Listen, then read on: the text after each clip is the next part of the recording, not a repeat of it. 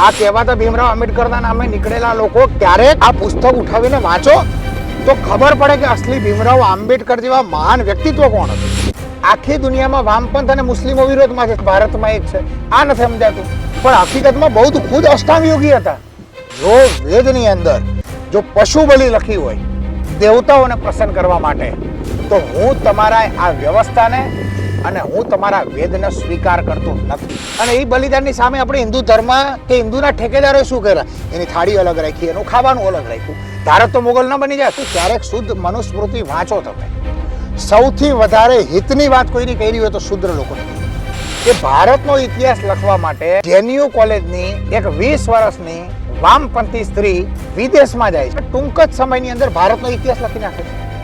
આજ આપણા દેશના પ્રધાનમંત્રી પોતાને દેશના પ્રધાન સેવક કહે છે, તો ભારતના સૌથી મોટા શૂદ્ર ગણાય કે તુમ जिसे दूर भगा रहे वो बदबूदार शरीर होता है, आत्मा नहीं. શંકરાચાર્યજી ત્યાં ઝૂકી જાય છે. મનુસ્મૃતિની અંદર પણ ધર્મના ઠેકેદારોએ પોતાનો સ્વાર્થ અને પોતાને ઊંચા રાખવા માટે એની અંદર પણ મિલાવટ કરી કે વેદોની અંદર શૂદ્ર હોય, બ્રાહ્મણ હોય કે જે પણ હોય, જ્ઞાનને જે વ્યક્તિ પાત્ર છે, બરોબર છે, તો એને જ્ઞાન મળવું જોઈએ.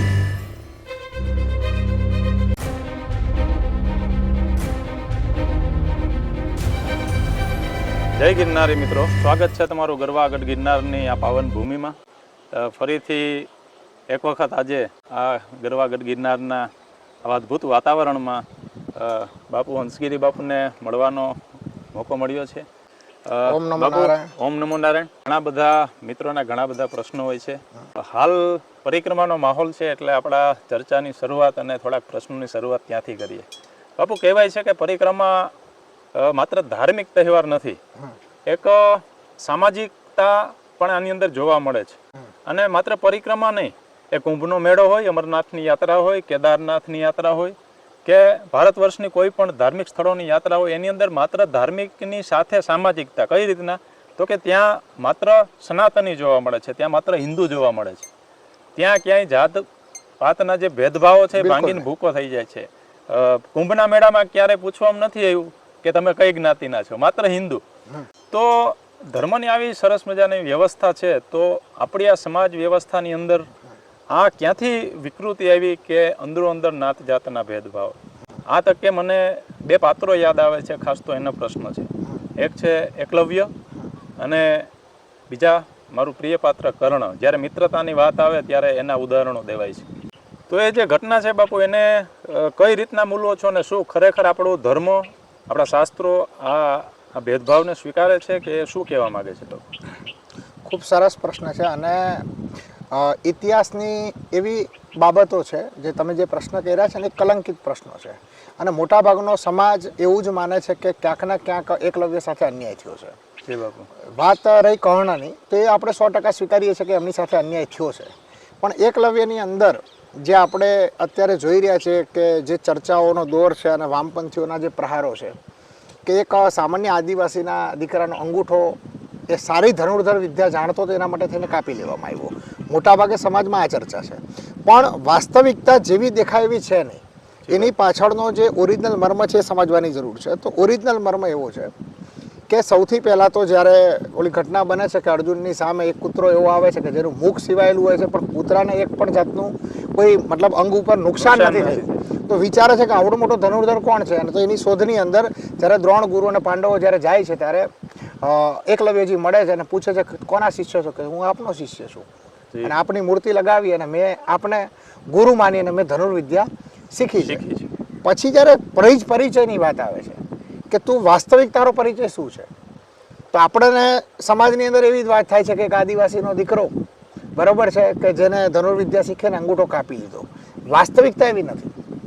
જ્યારે પૂછે છે દ્રોણ ગુરુ કે તમારો વાસ્તવિક પરિચય શું છે, બરોબર, ત્યારે કહે છે કે હું મગધ સમ્રાટ જડાસંઘ, બરોબર છે, એના પ્રધાન સેનાપતિ હિરણ્યગભનો દીકરો છું.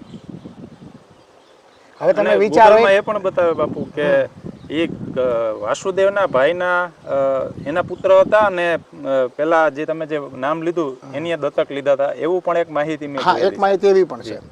તો એક વિચારો કે એ દ્રષ્ટિમાં અત્યારના પરિપ્રેક્ષમાં જુઓ કે એ સમયના પરિપ્રેક્ષની અંદર તમે જુઓ તો કહેવાય એક ક્ષુદ્ર જ્ઞાતિ. હવે ક્ષુદ્ર જ્ઞાતિનો એક પિતા જે આવડા મોટા મગધ સામ્રાજ્યનો પ્રમુખ સેનાપતિ છે, મુખ્ય સેનાપતિ, તો આ પોસ્ટ ઉપર કઈ રીતે? તો આપણે જે વિચારીએ છીએ કે એ વખતે જાતિવાદની ચરમસીમા આટલી હતી એવું છે નહીં. બીજી બાબત કે એના અંગૂઠા કાપવાની વાત છે.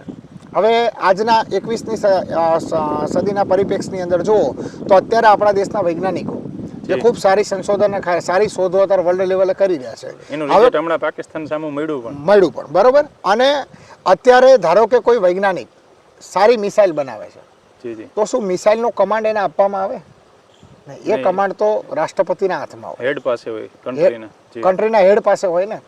તો હવે એવું બાળક કે જેના જોડે વિદ્યા ભરપૂર આવી ગઈ છે પણ એ સમાજના હિત માટે નથી, તો એ સમયે એ વિદ્યાને ઓછી કરવી ને એ ધર્મગુરુઓની ફરજ છે. અને ફરજના ભાગ રૂપે દ્રોણ ગુરુની ઈચ્છા ન હોવા છતાં પણ અંગૂઠો કાપીને કાર્ય કરવું પડે. કેમ કે એક સાયન્ટિસ્ટના હાથમાં રિમોટ ન હોવું જોઈએ, ગમે ત્યારે બ્લાસ્ટ કરી શકે. એના પરિપ્રેક્ષની અંદર આ અન્યાયને કહેવામાં આવે છે. પણ જે મહાભારતનો કાળ હતો, જે જાતિ હકીકતમાં વાસ્તવિક પરિસ્થિતિ એવી હતી મનુસ્મૃતિના આધારે કે માણસ જન્મે એટલે શુદ્ર હોય, પછી ગુરુકુલની અંદર એ જાય છે અને એની કઈ પાત્રતા, એનું શિક્ષણ કેવું ડેવલપ થાય છે, વિદ્યાર્થી કેટલો હોશિયાર થાય છે, એના ઉપર એની વર્ણ વ્યવસ્થા નક્કી કરવામાં આવતી. એમના કામ આધારિત, મતલબ કર્મ આધારિત વર્ણ વ્યવસ્થા હતી. જન્મજાત બધા શુદ્ર જ ગણાય. જન્મજાત કોઈ બ્રાહ્મણ નથી, જન્મજાત કોઈ ક્ષત્રિય નથી. તો આજે સનાતનની અંદર જે વર્ષોથી જોડાયેલા ઘણા એવા સમુદાય હતા, તો એ છોડી રહ્યા છે સનાતન, હિન્દુ વ્યવસ્થાને છોડી રહ્યા છે. મતલબ સનાતન તો શાશ્વત છે, અનંત છે. હિન્દુ વ્યવસ્થાને છોડી રહ્યા, તો શું મનુસ્મૃતિની અંદર ખરેખર એવું કંઈ છૂવાછૂત કે એવું કંઈ હતું કે અંદરો અંદર આવી રીતના હોવું જોઈએ કે, અથવા તો આ કેમ આવું થયું બાપુ? દરેક ઈશ્વરનું, બધા ઈશ્વરના સંતાનો છે. આપણા શાસ્ત્ર આપણે એવું શીખવે કે ઘાટ ઘડિયા નામરૂપ જુજવા અંતે હેમનું હેમ હોય, બધું સોનું છે. તો શા માટે આ વસ્તુ? કારણ કે જ્યારે આ વસ્તુ ત્યારે મને થઈ કે જ્યારે કોવિડ કાળ હતો બાપુ, અને સામાન્ય આપણે છીક આવે અને કોઈ આપણાથી દૂર ભાગે તો સમજો કે વર્ષોથી એ જે સમસ્યાથી, વર્ષોથી એ હાલતથી પીડાતા માણસની પણ ખરેખર કેટલી વેદના હશે. તો એના વિશે આ મનુસ્મૃતિ ખરેખર શું કહે છે બાપુ? હવે મનુસ્મૃતિની અંદર શૂદ્રો માટેનો અન્યાય નથી, બરાબર. મનુસ્મૃતિ એ ક્યાંક ને ક્યાંક વેદો ઉપરથી ઉતરી આવી છે. બીજી બાબત કે વેદોની અંદર શૂદ્ર હોય, બ્રાહ્મણ હોય કે જે પણ હોય, જ્ઞાનને જે વ્યક્તિ પાત્ર છે, બરાબર છે, તો એને જ્ઞાન મળવું જોઈએ. એ પછી શૂદ્ર હોય, વર્ણથી કે કોઈ બી વ્યક્તિ હોય, એ જ્ઞાન માટે, એના માટે લાયક હોય તો એને જ્ઞાન મળવું જોઈએ. એના વર્ણથી કોઈ લેવા દેવા છે નહીં. બીજી વસ્તુ કે મહાભારત કાળ પછી જાતિવાદ ધીરે ધીરે ધીરે જન્મજાત મહાનતાના ગુણ, બરોબર છે, સમાજના જે ધર્મના ઠેકેદારો હતા એ લોકોએ ધીરે ધીરે શરૂઆત કરી. અને બૌદ્ધ કાળ આવ્યો ને ત્યાં સુધી જાતિવાદ અતિ ચરમસીમા ઉપર હતો. રહી વાત મનુસ્મૃતિમાં, તો મનુસ્મૃતિના આધાર ઉપર જ યુધિષ્ઠિર, એક મહાભારતનું દ્રષ્ટાંત છે કે યુધિષ્ઠિર એની અંદર એક નિર્ણય લે છે કે જ્યારે રાજકુમારની પસંદગી કરવામાં આવી હતી દુર્યોધન અને યુધિષ્ઠિર, તો એ વખતે સમાજમાંથી એક એવો કેસ આવે છે, કેમ કે રાજ્યની અંદર જ આવે, તો એક વ્યક્તિનું મર્ડર, લૂંટ સાથેનું મર્ડર કરવામાં આવ્યું હોય છે. એમાં 4 આરોપી હોય છે. એક શૂદ્ર હોય છે, એક વૈશ્ય હોય છે, એક ક્ષત્રિય હોય છે અને એક બ્રાહ્મણ હોય છે. તો પહેલો ચાન્સ વિદુરજી આપે છે દુર્યોધનને કે તમારી દ્રષ્ટિએ શું? તો કે 4 સરખા પાપના ભાગીદાર છે. વિદુરજી ન્યાય કરાવવા હા પૂછે છે, એટલે પરીક્ષા થઈ જાય કે ખરેખર રાજકુમારને પાત્ર, યોગ્ય પાત્ર કોણ છે. તો દુર્યોધન જવાબ આપે છે કે 4 હરખા સામેલ છે, 4 નો હરખો હાથ છે, 4ને આજીવન કારાવાસની સજા આપી દો. પછી વિદુરજી યુધિષ્ઠિરને પૂછે છે કે યુધિષ્ઠિરજી, શું તમને આને મંજૂર છે અથવા તમારો કોઈ નવો મંતવ્ય છે? યુધિષ્ઠિર કહે છે કે હું દુર્યોધનના મત સાથે સહમત નથી. તો એ મનુસ્મૃતિનું ઉદાહરણ આપીને કહે છે કે શુદ્ર વ્યક્તિ છે, બરોબર છે, જેને ધર્મનું આ બધાનું એટલું જ્ઞાન નથી, એ જો આ કર્મ કરે તો સૌથી ઓછી સજા એને થવી જોઈએ. એટલે આશરે 2 કે 3 વર્ષની સજા આપે છે. પછી કહે છે કે વૈશ્ય, તો વૈશ્યને તો વેપાર કરવાનો હોય, એની સામે એને લૂંટ કરી તો એનાથી ડબલ સજા વૈશ્યને આપે છે. પછી ક્ષત્રિયને કહે છે કે આ ક્ષત્રિય છે, એને તો લોકોની રક્ષા કરવાની હોય, એની જગ્યાએ એને લોકોનું ભક્ષણ કર્યું છે, વૈશ્ય કરતા ડબલ સજા ક્ષત્રિયને આપે છે. એના પછી બ્રાહ્મણની વાત આવે ત્યારે કહે છે કે સમાજમાં નૈતિકતા પીરસવાની, સારું શું અને ખોટું શું, સમાજને જ્ઞાન પીરસવાની જવાબદારી, સત્ય શું છે, અસત્ય શું છે, પાપ શું છે, પુણ્ય શું છે, શું કાર્ય કરવા જેવું છે, શું નૈતિક છે અને શું અનૈતિક છે, આ જવાબદારી બ્રાહ્મણની છે. એટલે સૌથી વધારે દોષી આજના આજીવન કારાવાસની સજા. આ એ જ મહાભારત છે જ્યાં કર્ણને એક બાજુ અન્યાય પણ થઈ રહ્યો છે, એક બાજુ આપણે એકલવ્યના અન્યાયની પણ વાત કરીએ છીએ અને એમ કહીએ છીએ કે મનુસ્મૃતિના આધારે શૂદ્રોને સૌથી વધારે અન્યાય છે. તો આ જ ઘટનાની અંદર તો સૌથી ઓછી સજા શૂદ્રને થાય છે. બરોબર. તો આપણે જે વિરોધાભાસ થાય છે કે હજારો વર્ષનો અન્યાય, એટલો વાસ્તવિક અન્યાય છે નહીં. એક સિમ્પલ ઉદાહરણ, આજની જે જાતિ છે એ એક સમયે આપણે ચીનનો 20% ભાગ, અફઘાનિસ્તાન સંપૂર્ણ, પાકિસ્તાન સંપૂર્ણ, બરોબર, 54 વર્ષનું શાસન હતું. મુગલ કાળમાં હાયરા એટલે હિન્દુ ધર્મ, એમના માટે મુગલો 2 ઓપ્શન મૂક્યા હતા કે કાં તમે મુસ્લિમ થઈ જાઓ અથવા તો તમે ચામડા કાપવાનું કાર્ય કરો.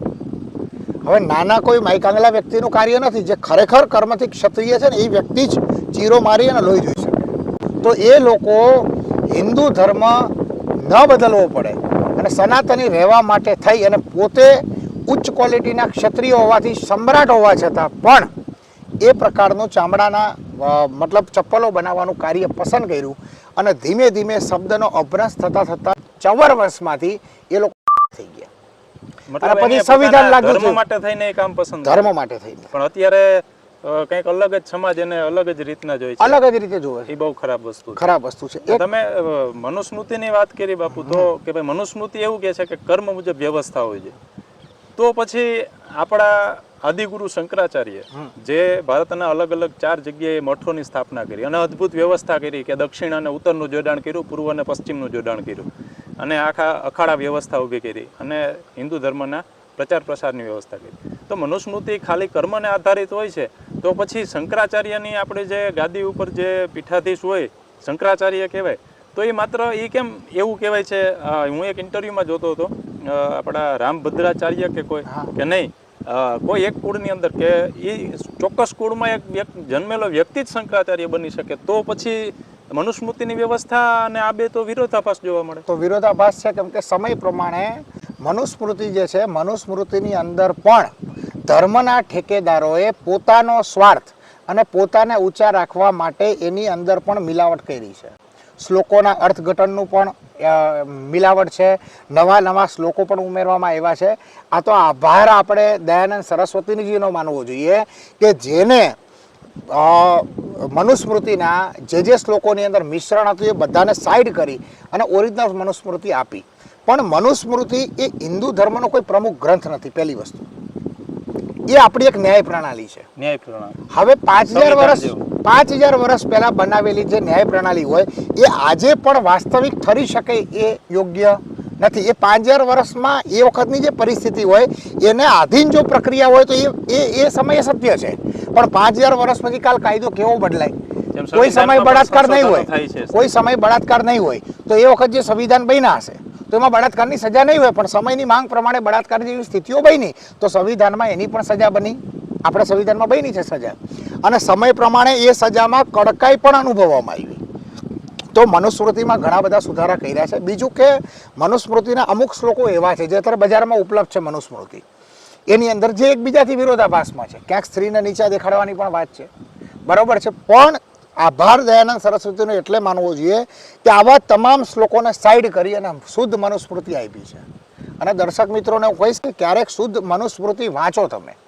સૌથી વધારે હિતની વાત કોઈની કરી હોય તો શુદ્ર લોકોની કરી છે. બીજું કે શંકરાચાર્યજીનો જે તમે પ્રશ્ન કીધો, તો શંકરાચાર્યજી એક સંવિધાન બનાવીને ગયા હતા કે જન્મથી આ વ્યક્તિ આ રીતે જે શુદ્ધ હોય, બરોબર છે, આ કુળમાંથી પર્ટિક્યુલર એમને જ શંકરાચાર્ય બનાવવામાં આવે. તો એ એમની મુખ્ય વિચારધારા હતી અને એ વિચારધારા પરંપરા બનીની પરંપરા આજ દેશમાં ચાલે છે. બાપુ શંકરાચાર્યની વાત કરી, અદ્ભુત એક ભારત વર્ષના ઇતિહાસનું પાત્ર કે બહુ નાની ઉંમરે ભારતના આવનારા ઘણા વર્ષો સુધી, અસંખ્ય વર્ષો સુધી આ દેશની જે સનાતન વ્યવસ્થા છે એ જળવાઈ રહી. નાની ઉંમરે કોઈ માણસ એટલું વિચારી શકે કે દક્ષિણનો માણસ જ ઉત્તરના મઠની પીઠની પૂજા કરે, પૂર્વ અને પશ્ચિમની એકબીજાની વસ્તુ જ એકબીજા મંદિરોમાં ચડે અને આખું યાત્રા ભ્રમણને જે નિયમો છે આપણે ચારે ચાર જે મઠ જે સ્થાપ્યા છે અને એટલું બધું સાહિત્ય સર્જન કર્યું, તો આવડી નાની ઉંમરે કોઈ માણસ એટલું લઈને આવી શકે કે પછી કોઈ ધર્મને માટે જે આપણે જે અવતારી પુરુષો વિવિધ જન્મરૂપી લેતા હોય, તો શંકરાચાર્યને આપ કઈ રીતના મૂલવો છો? હું શંકરાચાર્યજીને એ રીતે મૂલવું છું કે હજારો જન્મના કર્મો હોય ને ત્યારે કોઈ શંકરાચાર્ય આવા પેદા થાય. કોઈ એક જન્મની અંદર બુદ્ધ પેદા થતા નથી, હજારો જન્મોના સંક્ષિપ્ત કર્મો ભેગા થાય એટલે બુદ્ધ કે મહાવીર કે પછી શંકરાચાર્યજી પેદા થાય છે. હવે શંકરાચાર્યજી માટે એક વિશેષ ઘટના એવી છે કે એક વખત શંકરાચાર્યજી ચાલતા હતા, બરોબર છે, અને શંકરાચાર્યજી એના 4 શિષ્યો સાથે હતા, તો સામેથી કોઈ ચંડાલ મળ્યો. ચંડાલ માને જે સ્મશાનની અંદર લાશને બાળે, બરોબર છે. તો ચંડાલ મદમસ્ત દારૂના નશામાં ફૂલ, તો આ કહે છે દૂર હટ દુષ્ટ દૂર હટ. તો આ કહે છે તુમ તો સબ બોલ રહે थे कि तुम और मैं एक हूँ, એટલે કે તું અને હું એક જ છીએ એમ. સબ આખું જગત મતલબ અદ્વૈતવાદ હતો, આખું જગત બ્રહ્મ છે, બરોબર, તમારામાં હું અને તમારામાં કઈ ભેદભાવ છે નથી. તો પછી તમે મને શું કામ દૂર હટાવો છો? તમે જે ગંગામાં સ્નાન કરો છો હું પણ ત્યાં સ્નાન કરું છું, તો આ યોગ્ય કઈ રીતે કે? બરોબર છે, તમે અત્યારે જેમ નાક દબાવો છો મારા દારૂની સુગંધથી, બરોબર છે, યોગી પણ એ રીતે જ નાક દબાવે છે, તો શું બંને નાક દબાવવાની પ્રક્રિયા એક જ છે? એટલે શંકરાચાર્યજીને કટાક્ષ કરે છે શંકરા કહીને, બરોબર છે. પછી કહે છે कि तुम जिसे दूर भगा रहे वो बदबूदार शरीर होता है, आत्मा नहीं. શંકરાચાર્યજી ત્યાં ઝૂકી જાય છે, એ ચંડાલને પોતાના ગુરુ બનાવે છે અને આત્મજ્ઞાન પ્રાપ્ત કરે છે. એનો અદ્ભુત જવાબ છે કે હું હટાડું તો કેને, મારા શરીરને હટાડું કે મારા આત્માને હટાડું કે કેને હટાડવાનું કહે છે, એવો અદ્ભુત જવાબ. तुम जिसे हटा रहे वो बदबूदार शरीर होता है, आत्मा नहीं. એટલે શંકરાચાર્યના અને 4 શિષ્યો એના દંડવત પગમાં લાગી જાય છે કે તમે આત્મજ્ઞાની છો, મને આત્મજ્ઞાનની પ્રાપ્તિ કરાવો. તો શંકરાચાર્યજીના ઘણા બધા ગુરુ હતા, એમાં સૌથી મહાન ગુરુ જે એમને આત્મજ્ઞાન પ્રાપ્ત કરાવે છે એ પણ એક ચંડાલ હતા, જેને આજની જાતિ વ્યવસ્થામાં ગણો તો શૂદ્ર ગણી શકાય, બરાબર. રહી વાત શૂદ્રની, આજ આપણા દેશના પ્રધાનમંત્રી પોતાને દેશના પ્રધાન સેવક કહે છે, તો ભારતના સૌથી મોટા શૂદ્ર ગણાય, બરાબર છે. હવે એ વખતના જે તમે અન્યાયની વાત કરી, તો એ વખતે શું હતું કે ચલો કે અલગ અલગ કાર્યો હતા અને કાર્યોના આધારે વર્ણની વ્યવસ્થા હતી. પછી થયું શું કે લુવારનો દીકરો લુવાર થતો ગયો, સુથારનો દીકરો સુથાર થતો ગયો, તો ધીમે ધીમે જે કર્મ હતું એ ધીરે ધીરે જાતિ બનતી ગઈ. જાતિના જન્મ આધારિત બધું જન્મ આધારિત ધીરે ધીરે બંધ થયું ને જન્મ આધારિત ચાલુ થયું ને બૌદ્ધ કાળ સુધીમાં વિકૃતિ આવી ગઈ પૂર્ણ રૂપે. તો જે વ્યવસ્થા કે જન્મથી જે શૂદ્ર હતા એની જગ્યાએ જન્મથી સુથાર થવા માંડ્યા, જન્મથી ક્ષત્રિય થવા માંડ્યા, જન્મથી બ્રાહ્મણ થવા લાગ્યા, બરોબર છે. એટલે ધીરે ધીરે ધીરે જાતિ વ્યવસ્થા આગળ વધી. અને જ્યારે બૌદ્ધનો સમય આવે છે ત્યારે બુદ્ધ એક વખતે જઈ રહ્યા હોય છે, તો એ વખતે અજાત શત્રુના પિતાજી, એનું રાજ્ય હોય છે, બહુ મોટા સમ્રાટ હોય છે, કોઈ પણ કાર્ય માટે બલિ પ્રથા અપાતી. યજ્ઞમાં બલિ હતી, નર બલિ પણ હતી, પશુ બલિ તો હતી પણ નર બલિ પણ હતી. તો કેટલી બધી ભેંસોને લઈ જાય છે. તો સિદ્ધાર્થ ગૌતમ, એ વખત સિદ્ધાર્થ ગૌતમ હોય છે, બૌદ્ધને પ્રાપ્ત નતા થયા એટલે બૌદ્ધ નતા, સિદ્ધાર્થ ગૌતમ તપસ્યાના રસ્તા ઉપર હતા, તો માર્ગ ઉપર હતા. તો પૂછે છે કે શેના માટે લઈ જાઓ છો? તો કે યજ્ઞમાં બલિ માટે. કે કેમ? તો કે યુદ્ધ જીતવાનું છે, એના માટે દેવતાઓને ખુશ કરવા બલિ આપવાની છે. તો કે દેવતાઓને ખુશ કરવા બલિ આપવાની ક્યાં જરૂર છે? સિદ્ધાર્થ ગૌતમજી આડા પડી જાય છે, તમારે મારી ગરદન પહેલા કાપવાની પછી આ લોકોની. રાજા હાજર થઈ જાય છે અને રાજા જોઈને કહે છે કે આ તો સિદ્ધાર્થ પગે પડી જાય છે, મારી ભૂલ થઈ ગઈ. સિદ્ધાર્થ સમજાવે છે કે આ બધું તમે કરો છો શેના આધાર ઉપર કરો છો? તો કે વેદના આધારે, બરોબર છે. વેદના એટલા અનુભવી એ વખતે ગૌતમ બુદ્ધજી નતા, જેમના મરણ સમય હતા ત્યારે વેદ ઉપર બહુ ઘણી બધી સારી બાબતો લખી છે. તો એમને ગૌતમ બુદ્ધજીએ, સિદ્ધાર્થ ગૌતમજીએ કીધું, જો વેદની અંદર જો પશુ બલિ લખી હોય દેવતાઓને પ્રસન્ન કરવા માટે, તો હું તમારા આ વ્યવસ્થાને અને હું તમારા વેદને સ્વીકાર કરતો નથી. બાકી હકીકતમાં ગૌતમ બુદ્ધ હિન્દુ ધર્મથી કાંઈ અલગ હતા જ નહીં, બરોબર છે. એક વાક્ય પ્રસિદ્ધ હતું શંકરાચાર્યજી માટે. શંકરાચાર્યજીને પ્રસિદ્ધ બૌદ્ધ કહેવાતા, પ્રસિદ્ધ બૌદ્ધ. એના માટે એક આરોપ હતો, શું ખબર છે? કે જે બુદ્ધની વિચારધારા જે છે એને શૂન્યવાદ કહેવાય છે, અને એને સારી રીતે કોઈએ સમજાવી તો નાગા અર્જુનજીએ. અને નાગા અર્જુનજીએ શૂન્યવાદનો સિદ્ધાંત આપ્યો. આજે દુનિયાના ફિલોસોફર એવું માને છે તર્ક એટલે નાગા અર્જુન, મતલબ નાગા અર્જુનનું કોઈ તર્ક દુનિયામાં કાપી શકે નહીં, તર્કનો સમાનાર્થી એટલે નાગા અર્જુન.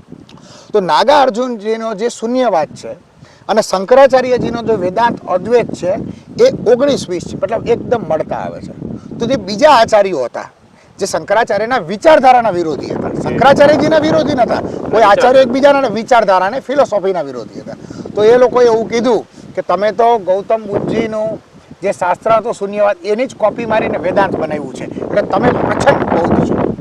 અદ્ભુત બાપુ. બરાબર. આજે આપણે બૌદ્ધ ધર્મને કેટલું અલગ ગણીએ છીએ, પણ હકીકતમાં બૌદ્ધ ખુદ અષ્ટાંગ યોગી હતા. એના શરૂઆતના સાધના પ્રક્રિયામાં તમામ જગ્યાએ જે દીક્ષા લીધી સંન્યાસીઓમાંથી લીધી. એમને તો મહાવીરના શિષ્યોમાંથી પણ શીખાતા. બરાબર છે. તો બૌદ્ધને આપણે અલગ ધર્મ કે અલગ આ ગણીએ છીએ એવું કઈ છે નહીં. હું કહું છું બૌદ્ધ જેટલા મહાન વેદાંતી કોઈ નથી શંકરાચાર્ય પછી. મારી દ્રષ્ટિએ મહાન વેદાંતી છે. એમાં હિન્દુ ધર્મમાંથી અલગ અને અલગ ધર્મ છે એવું મારી દ્રષ્ટિમાં કઈ છે જ નહીં. અદ્ભુત બાપુ. તમે ચર્ચા દરમિયાન એક નામ લીધું અજાતશત્રુ. એની ઉપરથી મને આપણા ભારત વર્ષમાં થઈ ગયેલા અદ્ભુત કેટલાક પાત્રો યાદ આવ્યા. જેમ કે આપણું વર્ષ છે એ વિક્રમ સંવત તરીકે આપણે ઓળખીએ છીએ. તો એ વિક્રમાદિત્ય રાજાના સમયકાળથી ચાલુ થયું. તો વિક્રમાદિત્ય હોય કે અજાતશત્રુ હોય, બપ્પા રાવલની વાત કરીએ આપણે કે જે આપણા 800 વર્ષની આપણે ગુલામી ભોગવી એ પહેલા 6ઠી 7મી સદીથી લઈ તો એ પાત્ર છે. એ પછી સમ્રાટ અશોકથી લઈ એવા ઘણા બધા અદ્ભુત પાત્રો થયા. પણ આજની વ્યવસ્થામાં વધારે પડતા માત્ર ચર્ચાઓ થાય તો મોગલ કાળની જ થાય છે. તો આ દેશ એનો જૂનો ઇતિહાસ ભૂલી કેમ ગયો અને આ વ્યવસ્થા જે જૂની હતી એને બદલે કંઈક અલગ જ રીતના આવી. તો આ જે બધી જે ઘટનાઓ થઈ છે બાપુ એમાં તમને શું લાગે કે કયા કારણે આવું બન્યું હશે? જ્યારે આ દેશની આઝાદીનો સમય હતો, અંગ્રેજોએ નક્કી કરી દીધું હતું, લોર્ડ માઉન્ટ બધી રીતે તૈયાર હતા, સરદાર પટેલ કઈ રીતે 562 રજવાડાને ભેગા કરવાની તૈયારીમાં હતા. એ વખતે નહેરુજીના કહેવાથી એક વખત પાકિસ્તાન તો આપી દીધું હતું મુસ્લિમોને. સરદાર પટેલમાં જાહેરમાં પણ કીધું હતું કે તમને તમારો દેશ આપી દીધો છે, તમે ત્યાં જતા રહો. કેમ કે ભારતમાં રહેલા મુસ્લિમો પણ એમ કહેતા હતા કે અમને અહીંયા 50% સાંસદની સીટો આપો. તો એ વખતે કોંગ્રેસના એક મોટા નેતા હતા મૌલાના અબ્દુલ કલામ આઝાદ. બરાબર. અને નહેરુજીના બહુ પ્રિય હતા. અને નહેરુજીને લગભગ હંમેશા મૌલાના એવો શબ્દ લાગે એટલે લગભગ પ્રિય જ હોય. બરાબર છે. કેમ કે જે કાંઈ એમનો પેઢીનો વંશજ હોય પણ એ પ્રિય હોય એ ફિક્સ છે. બરાબર છે. દર્શકો પણ સમજી શકે છે. તો એ અમને પ્રિય હતા.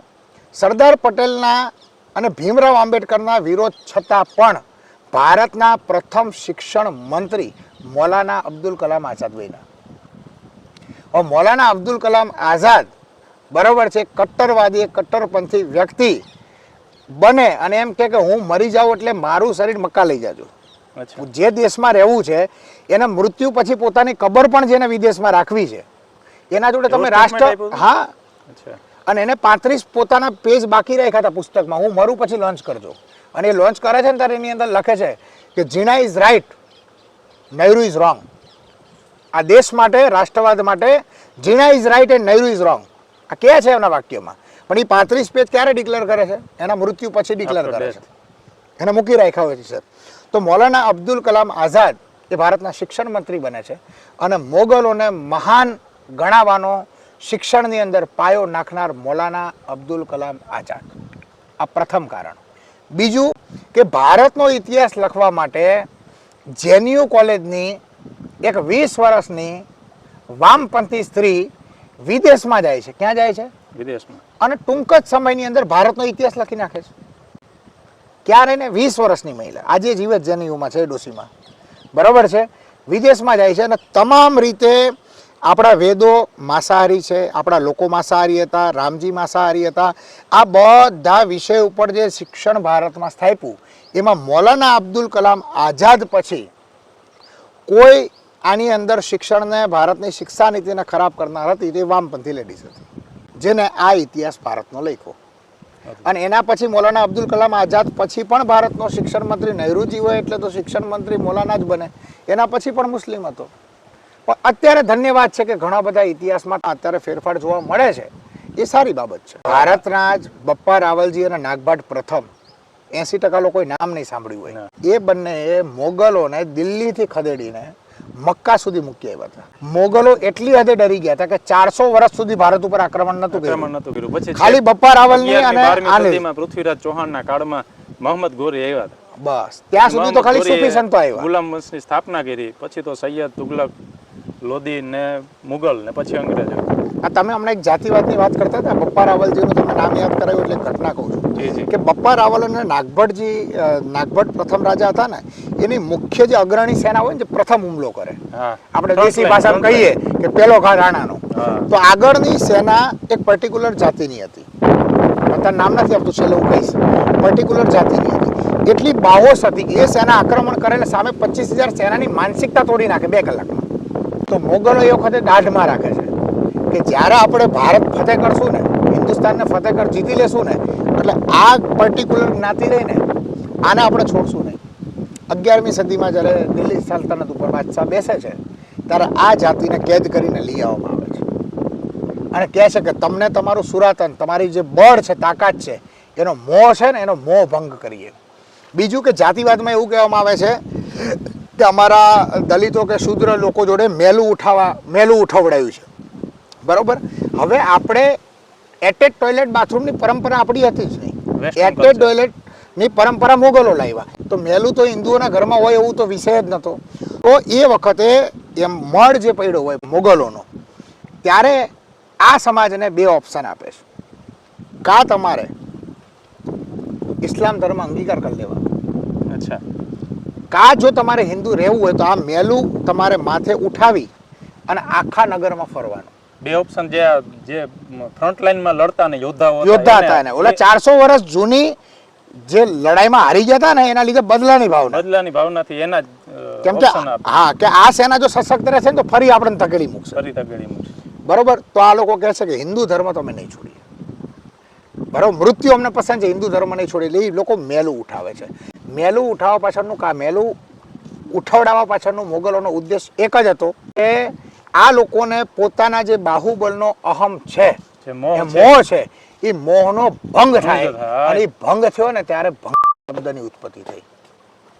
જે આજે આપણે શબ્દને લોકો અમુક જે જાતિવાદની ચરમસીમા ઉપર કે પોતાને જન્મજાત મહાન માને છે, એ લોકો આજે ભંગ શબ્દ માટે જે શબ્દ વાપરે છે, એના મોટું બલિદાન શું આપ્યું? અને એ બલિદાનની સામે આપણે હિન્દુ ધર્મ કે હિન્દુના ઠેકેદારોએ શું કર્યા? એની થાળી અલગ રાખી, એનું ખાવાનું અલગ રાખ્યું. તારે તો મોગલ ન બની જાત, તારે તો ધર્મ પરિવર્તન ન કરી લે. એને પોતાના ધર્મ નો છોડવા માટે થઈને આ કાર્ય સ્વીકાર્યું. તો ધર્મ એને શું આપ્યું છેલ્લે? ધર્મ મતલબ જે ધર્મના ઠેકેદારો રહે એ લોકોએ શું આપ્યું? આ વાસ્તવિક અન્યાય છે અને આ વાસ્તવિક અન્યાયના લીધે ક્યાંકના ક્યાંક એ સમાજ આજે બૌદ્ધ તરફ વળ્યો છે. એ ખરેખર ભીમરાવ આંબેડકરજી છે. ભીમરાવ આંબેડકરજીને અસલી સમજવા હોય ને, એમના ઉપર એક આરોપ છે. શું ખબર છે? હિન્દુ ધર્મના વિરોધી હતા. હવે સંસ્કૃતના જાણકાર નહોતા. એમના જોડે જે મનુસ્મૃતિ આવી, મિલાવટવાળી આવી, અને મિલાવટની અંદર એમને જાતિવાદ જોયો તો સ્વાભાવિક છે એનો બહિષ્કાર કરવાના છે. 100%. બરાબર. પોતે સંસ્કૃતના પાલી ભાષીના જાણકાર હતા, પાલી ભાષાના માસ્ટર હતા, પણ સંસ્કૃત ભાષાના માસ્ટર નહોતા. બીજું કે એમને જે વિરોધ કર્યો છે ને, હું એમને સૌથી મોટા હિન્દુ સુધારક માનું છું, હિન્દુ ધર્મ સુધારક માનું છું. કેમ કે એને હિન્દુ ધર્મનો વિરોધ નથી કર્યો, પણ હિન્દુ ધર્મના નામે જે કુરીતિ છે, કુરીતિ કોઈ ધર્મ ન હોય, પરંપરા કોઈ ધર્મ ન હોય, તો હિન્દુ ધર્મની અંદર જે કુરીતિ છે એ કુરીતિનો વિરોધ કર્યો. એટલે મારી દ્રષ્ટિએ આજે પણ જેમ સરદાર પટેલ આપણા માટે સન્માનીય છે 2 જણાને છોડીને, બરોબર છે, જેમ આપણા માટે ભગતસિંહ સન્માનીય છે, એ રીતે આપણા માટે ભીમરાવ આંબેડકરજી સન્માનીય છે. અને હું તો એમને બીજું બિરુદ આપું કે હિન્દુ ધર્મના સુધારક હતા. હિન્દુ ધર્મના સુધારક હતા. બીજું કે એમને હિન્દુ ધર્મથી એટલો વિરોધ હતો, જ્યારે સંવિધાનને બધું બનતું હતું, સંવિધાનને જ્યારે લોકસભામાં લઈ જવામાં આવે છે, ત્યારે લોકોએ એમને વિરોધ આપ્યું હતું આધુનિક મનુ, કેમ કે મનુસ્મૃતિ હિન્દુ ધર્મનો સંવિધાન હતું, બરોબર છે. તો અત્યારનું જે સંવિધાન કોણ બનાવી રહ્યું છે? તો કે ભીમરાવ આંબેડકર. તો આધુનિક મનુ તરીકે એમને બિરુદ આપવામાં આવતું. બીજું એમની જે આંબેડકર સરનેમ છે, બરોબર છે, એક બ્રાહ્મણો દ્વારા આપવામાં આવી છે. જો એટલો જ વિરોધ હોત તો આ સરનેમ છોડી શકત ને? આટલો મહાન વ્યક્તિ, આટલો બુદ્ધિશાળી વ્યક્તિ છોડી શકત ને? બીજું કે એમના એકવાર સ્ટેટે સ્કોલરશિપ આપી હતી, બરોબર છે, નોકરી પણ આપી હતી એમને. એના પછી તમે જુઓ કે એમના જે ધર્મપત્ની, બીજા ધર્મપત્ની જેમના ખાસ ડોક્ટર હતા, એ પણ બ્રાહ્મણ સમાજથી આવતા હતા. તો હકીકતમાં એ કોઈ હિન્દુઓના વિરોધી નહોતા ભીમરાવ આંબેડકરજી. જેમ અત્યારે એમના વંશજો માનવાવાળા લોકો જેમ કહે છે કે અમે હિન્દુ ધર્મના વિરોધી, હિન્દુ ધર્મના વિરોધી નહીં, ધર્મમાં આવેલી કુરીતિના વિરોધી ભીમરાવ આંબેડકરજી હતા. બીજું કે એ લોકો કે ખાલી હિન્દુ ધર્મના વિરોધી હતા અને ઇસ્લામની ફેવરમાં હતા. ભારત તો ઇસ્લામ ધર્મ અંગીકાર કરત ને, લાખો કરોડો રૂપિયાની ઓફર હતી. ઈસાઈ ધર્મ અંગીકાર કરવા કરોડો રૂપિયાની ઓફર હતી, છતાં પણ બૌદ્ધ ધર્મ ધારણ કર્યો. માનવતાવાદી ધર્મ. અને એ ક્યારે કે જ્યારે હિન્દુ ધર્મના ઠેકેદારોએ સુધારો ન કર્યો ત્યારે એ મરણના અંતિમ સમયની અંદર બૌદ્ધ ધર્મમાં જાય છે. શરૂઆતમાં નથી જતા. ત્યાં સુધી તો હિન્દુ ધર્મ જોડે અપેક્ષા રાખે છે કે તમે આમાં સુધારો લાવો, એના માટે આંદોલન કરે. અંતિમ સમયમાં એમને નિર્ણય લેવો પડ્યો. બરોબર છે. અત્યારે જે લોકો બૌદ્ધ થઈને એમ બૌદ્ધ વિશે જાણે શું છે, બરોબર છે, બૌદ્ધ વિશે જાણતા નથી, પણ બૌદ્ધ થઈને બેઠા છે. એ લોકોને પૂછીએ કે ભાઈ મૂર્તિ પૂજા, બુદ્ધ સૌથી મોટા મૂર્તિ પૂજાના વિરોધી હતા. આ દુનિયામાં સૌથી વધારે મૂર્તિઓ કોની છે? બુદ્ધ ભગવાનની છે. બરોબર છે. બીજું તમે ભારતની અંદર જુઓ, આ તમે જુઓ છો કે જય ભીમના નારા લાગે છે, બરોબર છે. એની અંદર તમે જુઓ કે દલિત મુસ્લિમ ગઠજોડ જોવા મળે છે કે નહીં? આખી દુનિયામાં વામપંથ અને મુસ્લિમો વિરોધમાં, ભારતમાં એક છે. આ નથી સમજાતું આખી દુનિયામાં. અને દલિતોને જો સમાજને એવડો મોટો અન્યાય લાગતો હોય તો સૌથી વધારે ઇસ્લામનો વિરોધ કરવો જોઈએ. ઇન્ડોનેશિયા બૌદ્ધ હતા, ખતમ કોને કર્યા? મોગલોએ ખતમ કર્યા. મલેશિયા બૌદ્ધ હતું, ખતમ કોને કર્યા? મોગલોએ કર્યા. શ્રીલંકા ઉપર પણ આક્રમણ થયા છે. તો તમારે વિરોધ કોનો? અફઘાનિસ્તાન બૌદ્ધ હતું, ખતમ કોને કર્યું? ઇસ્લામિક સ્ટેટ હોય, ત્યાં કોઈ હિન્દુઓ તો નતા ગયા. તો તમારે વિરોધ છે કોનો? અને એ આંબેડકર સિવાય કોઈનું માનતા નથી. તો આંબેડકરજીનું એક પુસ્તકનું ઉદાહરણ આપું છું. એમનું પુસ્તક જે ક્યાંય પ્રચારમાં નથી, પુસ્તકનું નામ છે ભારત ઓર પાકિસ્તાન વિભાજન. ભારત ઓર પાકિસ્તાન વિભાજન, પાના નંબર 37 ઉપર 11 થી 12મી લીટી છે કે ઇસ્લામ એક બંધ નિગાહ કી તરફ. ભીમરાવ આંબેડકર કહે છે, મારા શબ્દો નથી, હું તો વાંચા આપું છું કિશોરભાઈ, બરોબર છે, કે ઇસ્લામ એક બંધ નિગાહ કી तरह है जो मुस्लिम और गैर मुस्लिम में फर्क करता है.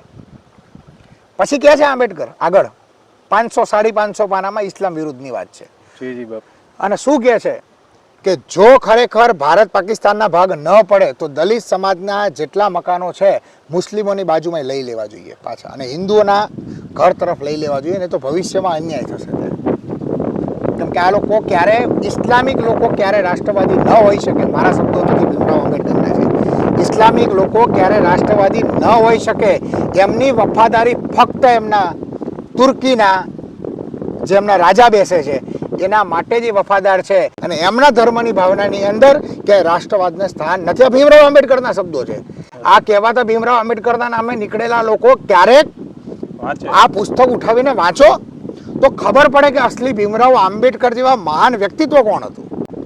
અદ્ભુત વાતો કરી બાપુ. દેશી ભાષામાં કહું તો ભડાકા હે. હવે આમાં આ તો કે એને કયા લોકોને કઈ રીતના શું સમજી શકે. મારે પણ 2 વખત વિડીયો જોવો જોઈએ ત્યારે મને બધું આ વિધિવત રીતે સમજાય. તમે જે જોરદાર બધી વાતો કરી, કારણ કે ઘણી વસ્તુ છે વાંચવામાં નથી આવતી, નેટમાં બી નથી આવતી. ખૂબ ખૂબ આભાર બાપુ. અદ્ભુત બાપુ સાથે સંવાદ થયો.